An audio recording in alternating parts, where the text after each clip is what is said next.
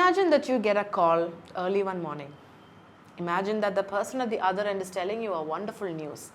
You have just won the lottery. What is your reaction going to be? This is what Fleur Adcock tells us in The Telephone Call, a wonderful poem written by her which talks about a call that the poet gets from Universal Lotteries.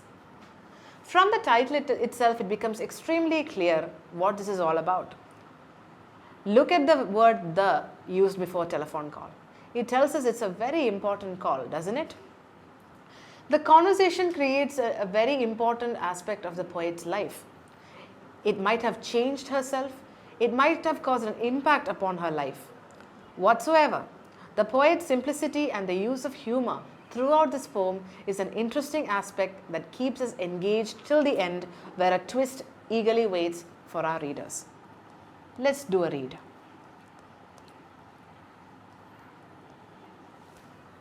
Stanza 1 begins like this. They ask me, are you sitting down? Right? This is Universal Lotteries. Not that it makes a lot of difference. Once you are a millionaire, it ends. So the telephone call begins with a question. Are you sitting down? The poet receives a call from Universal Lotteries as she has won the top prize in an ultra super global special lucky draw. As you can see, look at the words. Universal Lotteries, ultra special global, ultra super global special.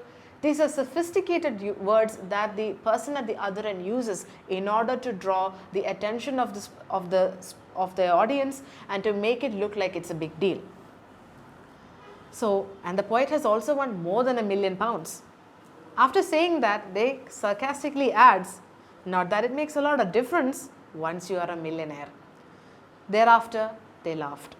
So from this section, the poet gives us a hint that she didn't win any prize at all. They were just mocking her innocence.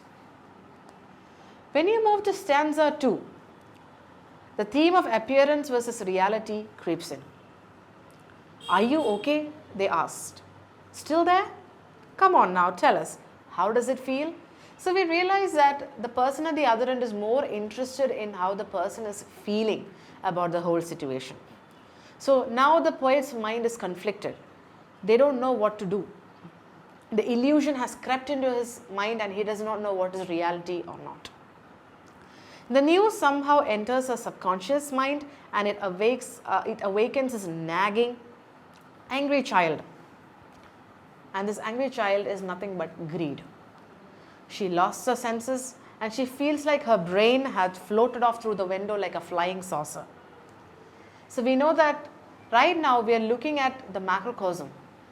We are looking at Universal Lotteries, we are looking at ultra special things, we are looking at her brain floating out, her mind floating out outside the window like a flying saucer. She is out of this world totally.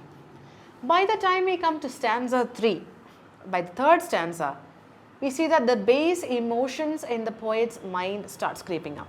It dominates her rational mind. She finds it hard to express anything. She doesn't know how to react. Her throat goes dry for a moment. The apparent truth of it has made her so vulnerable. She is so gullible that she believes everything that the person at the other end says. This section talks to us about the turbulent emotions that this person feels. Her sense of self-control has been tossed out of the window because her brain is floating there in outer space. They wanted her to be on the top of the mountain of emotions, and there she is, reveling in that fleeting moment of what she feels is real success.